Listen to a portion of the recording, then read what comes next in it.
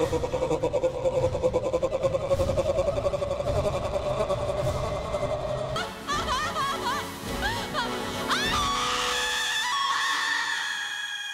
রাত যখন গভীর, ওই অভিশপ্ত হাভেলির একটা রুমে বসে ওই মৃত কালো বিড়ালটার মাংস ছিঁড়ে ছিঁড়ে খাচ্ছিল প্রেতাত্মাটা।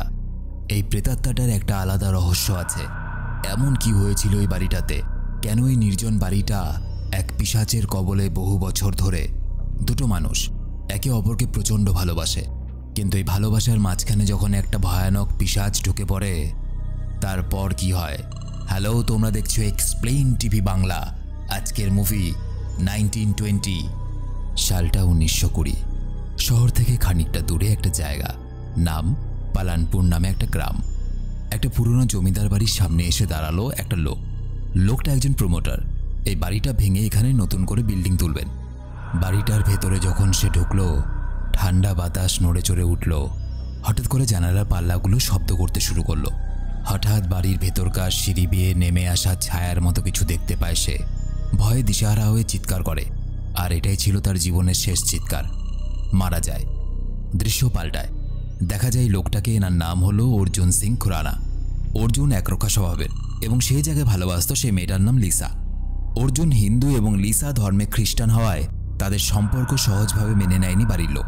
তারা পালিয়ে বিয়ে করার সিদ্ধান্ত নেয়, কিন্তু রাস্তায় লোকজন তাদেরকে ধরে ফেলে এবং প্রচণ্ডভাবে মারে।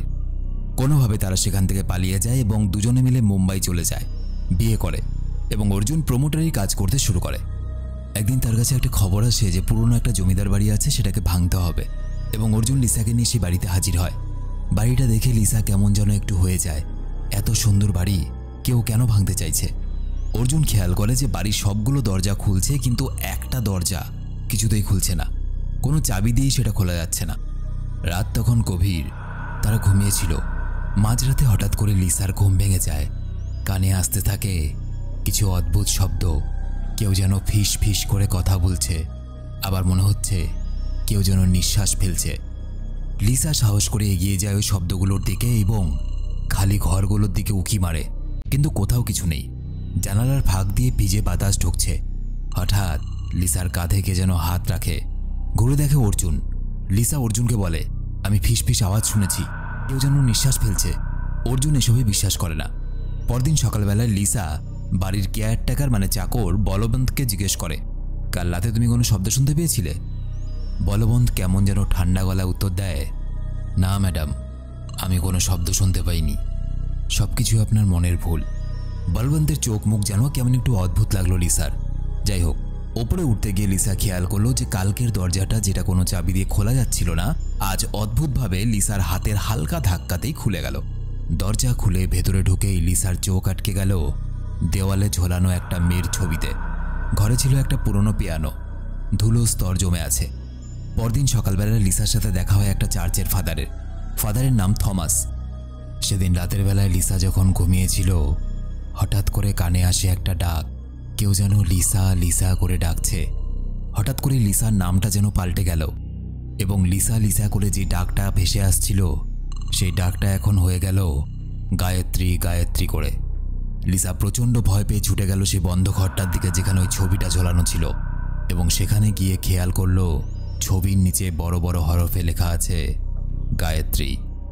লিসার বুক এবার ধকধক করে উঠল। তার কাছে স্পষ্ট হয়ে গেল যে তারা এই বাড়িতে ওই চাকর, অর্জুন এবং সেই তিনজন নয়, আছে আরও অন্য কেউ। লিসার মাথা ঘুরতে লাগলো, অজ্ঞান হয়ে পড়ে যায় মেঝেতে। পরদিন সকালবেলায় অর্জুনকে কিছু না জানিয়ে লিসা ছুটে যায় ফাদার থমাসের কাছে। সব ঘটনা খুলে বলে সে ফাদার থমাসকে, এবং ফাদার সব কথা শুনে একটা পবিত্র জল দেয় তাকে। বলে, এই জলটা বাড়ির চারপাশে ছড়িয়ে দেবে, সব কিছু ঠিকঠাক হয়ে যাবে। ফাদার যখন গির্জায় ফিরে আসে, ফাদার দেখতে পায় এক অবাক করা দৃশ্য। গির্জার দেওয়ালে কেউ যেন রক্ত দিয়ে এক অদ্ভুত ছবি এঁকেছে। ফাদার থমাস সাথে সাথে একজন সিনিয়র ফাদারকে ডাকেন এবং তাকে এই ছবিটা দেখায়। তিনি বলেন, এই মেয়েটাকে কেউ হত্যা করতে চাইছে। তারা যতক্ষণ ওই বাড়িটাতে আছে ততক্ষণই বিপদ। ফাদার তাড়াতাড়ি ছুটে যায় সেই বাড়িতে লিসাকে সাবধান করার জন্য, কিন্তু কেয়ারটেকার বলবন্ত বলে যে ওরা দুজনই নাকি দিল্লির জন্য রওনা দিয়েছে, দিল্লি গেছে। ফাদার বলে, ওরা যখনই ফিরে আসবে যেন আমাকে আগে খবর দেওয়া হয়। কিছুক্ষণ পর দেখা যায় লিসা একাই বাড়িতে ফিরে এসেছে। কেয়ারটেকার তাকে জিজ্ঞেস করে, আপনি তো দিল্লি গিয়েছিলেন। লিসা বলে, কিছু সমস্যার কারণে আমাকে একাই বাড়ি ফিরে আসতে হলো। অর্জুন একাই দিল্লি গেছে। লিসার ফিরে আসার খবরটা কেয়ারটেকার বলবন্ত ফাদারকে জানাতে ভুলে যায়, এবং এই ভুলে যাওয়াটা বলবন্তের সবথেকে বড় ভুল ছিল। সেদিন রাতের বেলায় লিসা যখন ঘুমোতে যায়, হঠাৎ বাতাসের মতো ঠান্ডা কোনো এক শক্তি যেন ঘরে ঢুকে পড়ে। ঘর জুড়ে এক অদ্ভুত গন্ধ ছড়িয়ে পড়ে। লিসার শরীর কেঁপে ওঠে, চোখগুলো ফাঁকা হয়ে যায়। এক অদৃশ্য অলৌকিক শক্তি তার দেহটাকে টানতে টানতে নিয়ে গেল অন্ধকার ঘরের দিকে। মুহূর্তের মধ্যে চারপাশ নিস্তব্ধ হয়ে গেল। অর্জুন পরের দিন বাড়ি ফেরে। সে এসে দেখে লিসার অবস্থা কেমন যেন অস্বাভাবিক। লিসা গতকাল থেকে কিছুই খায়নি, শুধুই শুয়ে আছে। এবং সেদিন রাতের বেলায় অর্জুনের চোখে পড়ল এক ভয়াবহ দৃশ্য। অন্ধকার নিস্তব্ধ ঘরে দেখা গেল লিসা একটা কালো বিড়ালকে ধরে আছে। পরম আনন্দে দাঁত বসিয়ে সেই বিড়ালটার মাংস ছিঁড়ে ছিঁড়ে খাচ্ছে। দাঁতের ফাঁক দিয়ে রক্ত ঝরছে। তাজা মাংসের টুকরো ঝুলে আছে তার ঠোঁটে, আর তার চোখে মুখে কেমন যেন শয়তানি হাসি। তার ওই কালো বিড়ালটাকে খাবার ধরন দেখে মনে হচ্ছিল যেন বহু বছর ধরে সে ক্ষুধার্ত। অর্জুন এই ভয়াবহ দৃশ্য দেখে স্তব্ধ হয়ে গেল। তার শরীরে রক্ত যেন জমে গেল। কিছুক্ষণ সে সেখানে দাঁড়িয়ে রইল। এরপর হঠাৎই লিসা চিৎকার করে ছুটে বেরিয়ে গেল সেখান থেকে। অর্জুন ছুটল তার পিছন পিছন, এবং কিছুটা দূরে গিয়ে দেখা যায় লিসা বিকৃতভাবে মেঝের মধ্যে পড়ে আছে। পরদিন সকালবেলা চার্চের ফাদার খবর পেল যে গির্জার ভেতরে যিশুর মূর্তির হাত দিয়ে নাকি টপ টপ করে রক্ত পড়ছে, তাজা রক্ত। ফাদার ছুটে গেলেন সেটা দেখতে, এবং সঙ্গে সঙ্গে তিনি ছোটেন লিসার কাছে। এদিকে দেখা যায় অর্জুন একজন ডাক্তারকে ডেকে এনেছে। লিসার বিছানার পাশে দাঁড়িয়ে ডাক্তার। ঘরের অন্ধকারে লিসা শুয়ে আছে। ডাক্তার গম্ভীরভাবে বললেন, আমার মনে হয় ইনফ্লুয়েঞ্জা জ্বর হয়েছে এবং মানসিকভাবে অসুস্থ হয়ে পড়েছে, সেজন্যই এরকম অদ্ভুত আচরণ করছে লিসা। ফাদার বলে উঠলেন, না, এটা কোনো সাধারণ অসুস্থতা নয়। লিসার শরীরে এক প্রেতাত্মা প্রবেশ করেছে। এই বলে তিনি লিসার দিকে এগিয়ে গেলেন, এবং লিসার মাথায় একটা ক্রস স্পর্শ করাতেই লিসা ফাদারের গলা চিপে ধরল পৈশাচিকভাবে। ফাদার যন্ত্রণায় কাতরাতে লাগলো। অনেক কষ্টে লিসার হাত থেকে তিনি ছাড়া পেলেন। অর্জুন ফাদারকে বলে, আপনি এখান থেকে চলে যান, আপনার কোনো দরকার নেই। লিসাকে হাসপাতালে নিয়ে যাওয়া হলো। ডাক্তার আর নার্সে ঘেরা তার ঘর। কেউ তাকে সামলাতে পারছে না। হঠাৎ লিসার শরীর কেঁপে উঠল। গলার মধ্যে কোনো নারী কণ্ঠ না, একটা পুরুষ কণ্ঠ শোনা গেল। লিসা ডাক্তারের দিকে তাকিয়ে পুরুষ কণ্ঠে তার ছোটবেলার নাম ধরে ডাকে।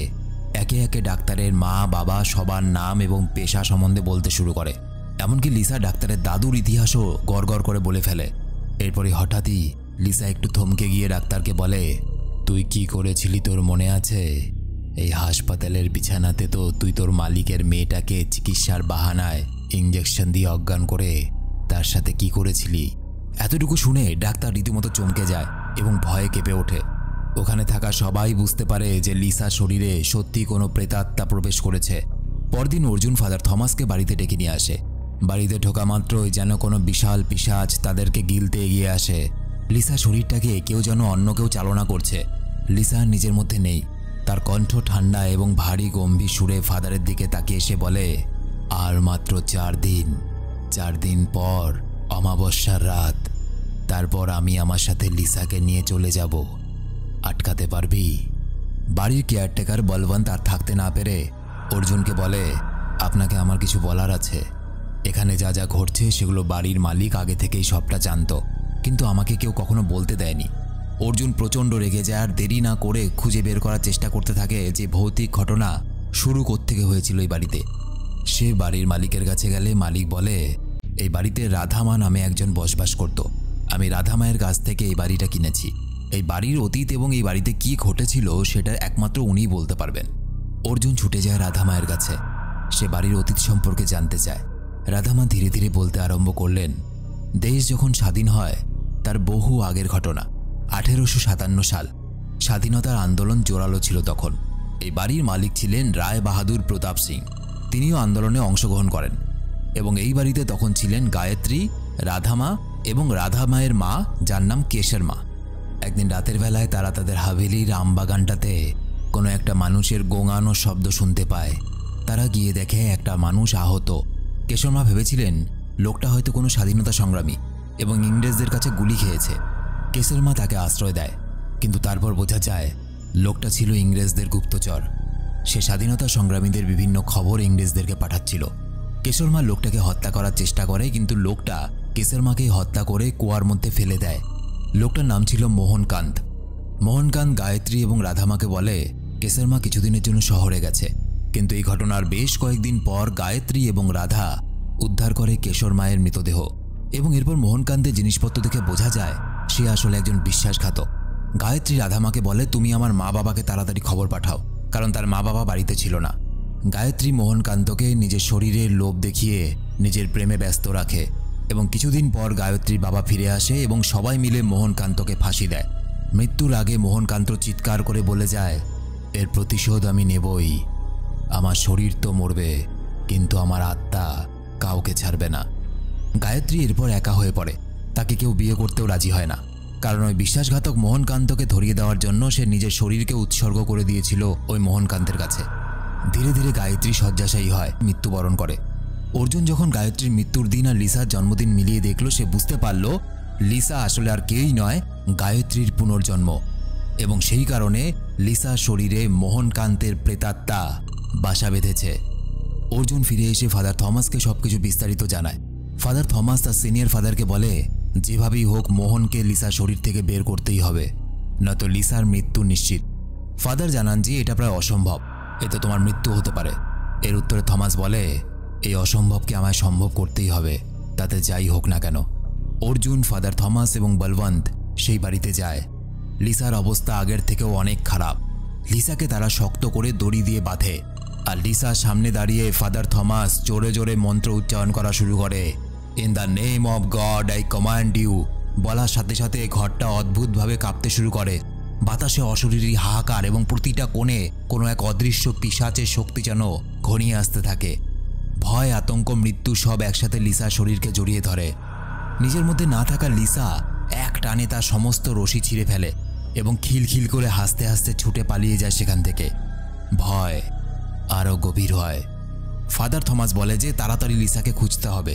লিসাকে খুঁজে পাওয়া না গেলে আর কিছুক্ষণ সময়ের মধ্যে সকলের প্রাণের ঝুঁকি আছে। তারা তিনজন তিন দিকে চলে যায়। তবে এর কিছুক্ষণ পরে ঘটে আশ্চর্য ঘটনা। লিসাকে খুঁজে পাওয়া না গেলেও পাওয়া যায় বলবন্তের লাশ, এবং থেকে থেকেই কেমন যেন অদ্ভুত অট্টহাসি ভেসে আসছিল। ভয় যেন আরও আষ্টে পিষ্টে জড়িয়ে ধরছিল অর্জুন আর ফাদারকে।